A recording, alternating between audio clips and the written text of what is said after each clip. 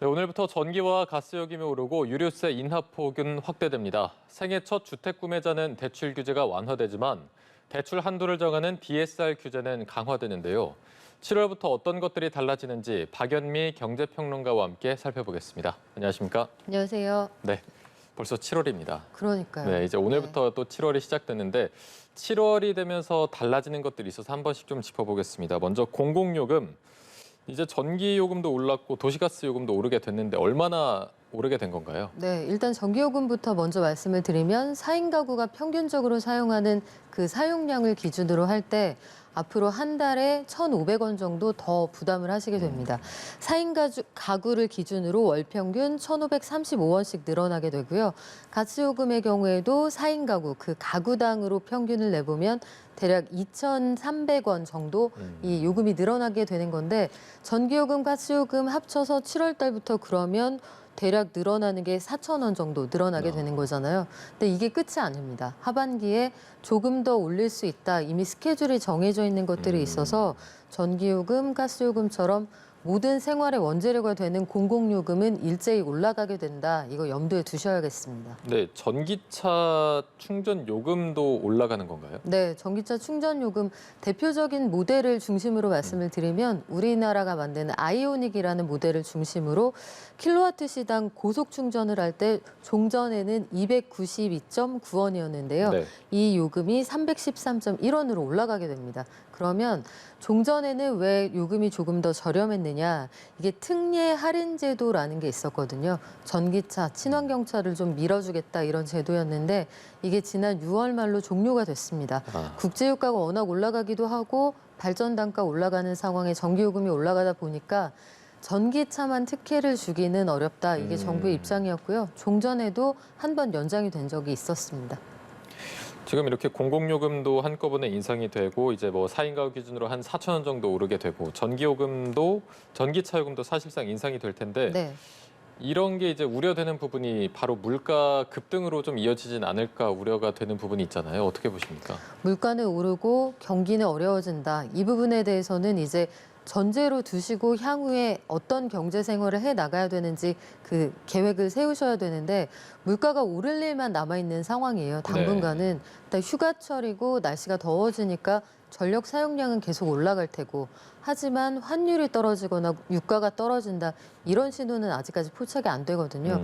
그리고 오늘 오전에 나온 통계입니다만 그러니까 6월까지 석 달 연속으로 무역 수지가 적자이고 상반기 기준으로 봐도 무역 수지 적자라는 건 우리가 달러 벌어오기가 그만큼 어려워졌다는 뜻이어서 환율이 내려갈 가능성이 크지 않죠. 현재 상황을 보면. 그리고 미국이 공격적으로 만약에 7월 이후에도 금리 올리는 그 속도를 늦추지 않는다라고 하면 계속해서 올라갈 일만 남아있는 상황에 에너지 수요는 늘어난다, 팍팍해진다 이렇게 보실 수가 있고요.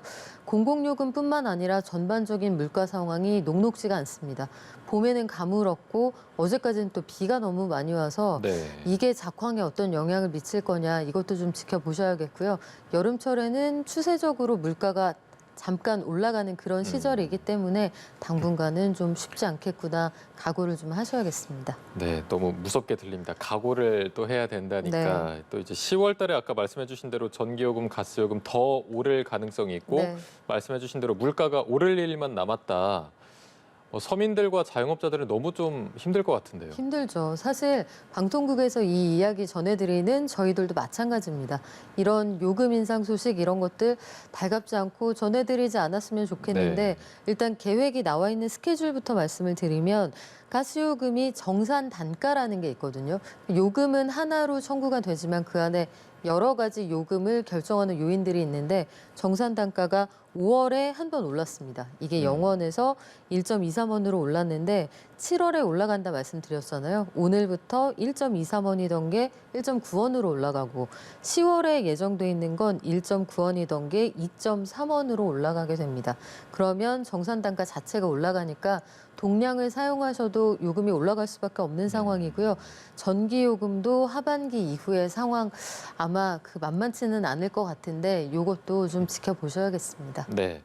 자, 그리고 오늘부터 그래도 인하되는 게 하나 있습니다. 유류세가 이제 37%까지 인하폭이 확대가 됐는데 휘발유와 경유가 얼마씩 내려가는 건가요? 네, 최대 우리가 기대하고 있는 건 휘발유가 리터당 57원, 경유는 38원까지 그 유류세 추가 인하의 혜택을 볼 수 있지 않을까 이런 기대를 가지고 있는 건데요. 이게 왜 그러느냐? 작년 11월 12일부터 우리가 유류세 인하를 시작을 했거든요. 그때는 20%를 낮춰드리다가 올해 들어서는 5월부터 이제 인하폭을 30%로 넓혔고 이걸 다시 오늘부터 37%로 더 확대한다 이런 얘기인데 오다가 보니까 주유소 그 폴사인 가격이 약간 변동이 됐더라고요. 아, 이게 바로 시중 주유소에 적용이 되나요? 그동안 준비할 수 있는 시간을 좀 주었죠. 해서 미리 발표를 하고 어제까지 리터당 2,199원이던 주유소에서 2,179원으로 20원 내려간 건 제가 확인을 했거든요. 58원이 기대하는 최대치인데 이만큼이 고스란히 반영되긴 어렵겠습니다만 아마 지역별로 시차가 좀 있다고 해도 어느 정도 좀 낮아지는구나 이런 느낌은 가지실 텐데 기름을 실제로 넣어보면 탱크가 차질 않거든요. 맞아요. 그래서 유류세를 할 수 있는 만큼 법이 정한 최대폭까지 깎아드립니다만 이게 피부에 와닿으려면 결국은 도입 단가가 줄어들지 않으면 당분간은 좀 쉽지 않을 것 같습니다. 네, 알겠습니다. 그래도 이제 정부가 시장 점검단을 네. 운영한다고 밝혔습니다. 이 유류세 인하 효과를 더 좀 극대화하기 위한 효과라고 하는데 실효성이 있을까요? 정부 입장에서는 할 수 있는 모든 걸 하고 있다. 실제로 해야 될 필요와 하고 있다는 걸 보여줄 필요 두 가지가 다 있는 거죠. 그래서 이런 상황이 되면 뭔가가 물가가 급등한다 아니면 담합의 가능성이 있다 이런 것들을 현장에 나가서 점검을 한다는 얘기인데 시장 점검단을 운영한다라는 이야기 자체가 이 상황에서 더 이상 정부가 할 수 있는 게 없다 이런 뜻이기도 해요. 두 가지로 운영이 됩니다. 유통과 품질을 점검하는 점검반이 있고요. 또 가격과 담합 여부를 점검하는 점검반이 있는데 주 2회 이상 이제 이 팀이 전국을 돌면서 여기서 점검을 하게 된다는 겁니다. 아주 예전으로 시계를 돌려보면 이런 방식으로 물가나 상품의 품질 이런 거 관리하는 거 아주 전통적인 방식이거든요. 여기에 포함되는 부처들이 산자부, 기재부, 국토부, 공정위 또 국세청까지 들어가게 되니까 세금 문제까지 탈탈 털어서 보겠다. 시장에 보내는 엄포다. 이렇게 이해하셔도 무방할 것 같습니다. 네, 알겠습니다. 자, 저희가 다음으로 부동산 대출 관련해서도 좀 짚어보도록 하겠습니다. 크게 DSR, LTV로 볼 수 있을 텐데 먼저 DSR 규제와 관련해서 좀 보자면 이제는 뭐 1억을 초과하는 대출에 대해서도 DSR 40% 규제가 적용이 된다. 네. 쉽게 말해서 좀 어떻게 이해하면 좋을까요? DSR이라는 게 내가 빚으로 갚는 돈이 연소득에서 몇 퍼센트를 차지하느냐 그걸 보는 거거든요. 1단계, 2단계를 지나서 이제 3단계까지 왔습니다. 그게 오늘부터 시행이 되는 거고요. 그래서 내가 연소득의 40% 이상을 갚아야 되면 이 사람은 대출 한도가 줄어들게 되는 거죠. 네네. 이 한도를 정할 때 종전에는 그걸 2억 원 이상으로 기준을 삼았다면 1억 원 이상의 대출에 대해서 이 사람이 가지고 있는 연소득 대비 원리금 상환 비율을 따져보겠다는 뜻이에요. DSR 규제가 더욱 강화되고 있기 때문에 정부가 여러 가지로 대출 규제를 완화한다라고 설명을 하고 있습니다만 실질적으로 갔는데 대출이 안 된다거나 생각했던 것보다 한도가 줄었다 이런 분들이 많으실 거고요. 금리가 워낙 올라가고 있는 상황이어서 실질적으로 대출 수요가 그렇게 많지는 않겠습니다만 정부가 얘기하는 것만큼 규제 완화라는 게 피부에 와닿지는 않을 가능성이 큽니다.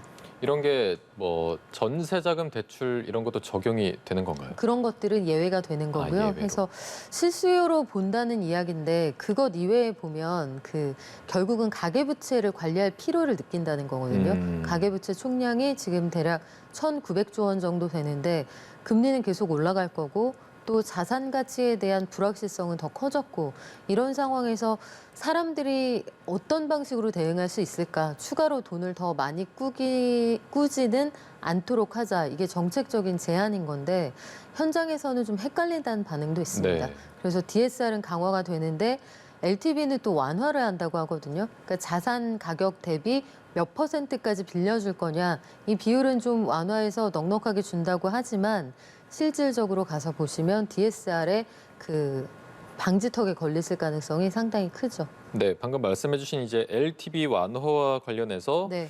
처음으로 집을 사는 경우 생애 첫 대출에 80% LTV가 80% 비율로 늘어난다고 했는데 이건 또 어떤 얘기입니까? LTV라는 게 말씀드린 것처럼 만약에 10억짜리를 산다. 그런데 80%까지 대출이 가능하다라고 하면 이론적으로는 8억을 빌릴 8억. 수 있겠구나 이렇게 생각하실 텐데 네네. 그렇지 않습니다. 한 가지는 아무리 그 소득과 지역 이런 것들을 쉽게 말씀드리면 생애 첫 주택을 사시는 분은 묻지도 따지지도 않고 80%까지 LTV를 완화해 준다라고 설명을 하지만 한도가 있어요. 캡이 6억 원에 씌어져 있습니다. 그러면 소득과 지역과 집값에 무관하게 80%를 꿔드립니다가 LTV 80% 이렇게 이야기가 되지만 어떤 경우에도 6억 원을 넘을 수 없다는 얘기예요. 6억이 넘는 아파트는 그만큼 대출이 안 나오는 건가요? 총액, 대출로 해주는 총액의 6억까지만 해준다는 뜻이에요. 그러면 6억 원이 넘는 아파트가 아니라 6억 원 이상은 어디에서도 대출이 안 되는 거죠. 그래서 실질적으로 수도권에서는 아마 이 돈만 가지고 실제로 첫 주택을 구입하시는 게 아마 만만치가 않을 거고요. 그리고 최근 들어서 빌라 등의 수요가 조금 줄어들고 있는 그런 상황이거든요. 뭐 화곡동에 아주 큰 전세 사기 사건 이런 것들이 발생한 이후에 그래도 여전히 아파트에 대한 그 쏠림 현상은 여전히 한 그런 상황이고 서울 평균 집값을 생각하면 요게 아마 현장에서는 와닿지 않는다 이렇게 느끼시는 분들이 많을 겁니다. 뿐만 아니라 주택 관련 규제가 약간 완화된다 이렇게 정부가 설명한 게 생활 안정 목적의 대출을 받을 때에는 요거 주택담보대출에서 연간 신규 대출 한도를 늘려준다는 거예요. 이게 모든 조건이 인정이 된다고 해도 조건이 좀 까다롭거든요. 정말 긴급하다. 그게 인정이 돼야 되는데 이게 종전한도는 1억 원이었거든요. 이게 이제 2억 원까지 최대 폭의 한도가 2억 원까지 늘어난다. 이렇게 이해하실 수 있습니다. 네, 숫자가 너무 많이 나와서 조금 헷갈리는데 결국에는 집값이 네. 조금 내려가야 될 것 같은데 네. 지금 뭐 하반기부터는 집값이 뭐 하락세로 전환했다는 전망이 많이 나오고 있는데 이런 뭐 DSR 규제나 LTV 규제 완화 같은 부분이 좀 부동산 시장에 어떤 변수로 작용할 수 있을까요? 저는 큰 변수는 안 된다고 봐요. 왜냐하면 DSR 규제가 강력하기 때문에 현장에 가도 돈을 쉽게 꿀 수가 없습니다. 꿀 수 없거니와 또 한 가지는 금리가 비싸서 수요도 좀 줄어들 거고요. 이런 것들을 생각하면 집값은 하락하고 금리는 오르고 한도는 늘려준다고 하지만 가면 빌려주지 않는다. 큰 변수는 안 된다고 보고 있습니다. 네, 마지막으로 하나만 조금 더 네. 여쭤보자면 지금 집을 사야 되나 고민하는 분들도 네. 많을 것 같은데 지금 시기에 뭐 집을 사야 되는 건지 아니면 뭐 전세로 들어가야 되는 건지 어떻게 좀 하는 게 좋을까요? 최근 들어서 실수요자들 고민 많으실 텐데 지금은 섣불리 들어가시긴 좀 어려울 것 같고요.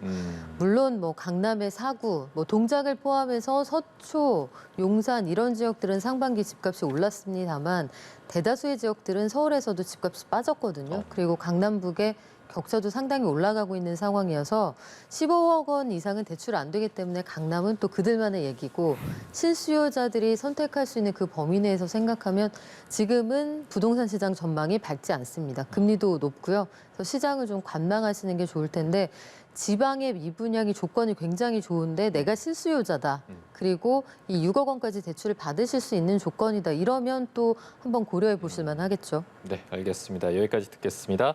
박연미 경제평론가와 함께 살펴봤습니다. 고맙습니다.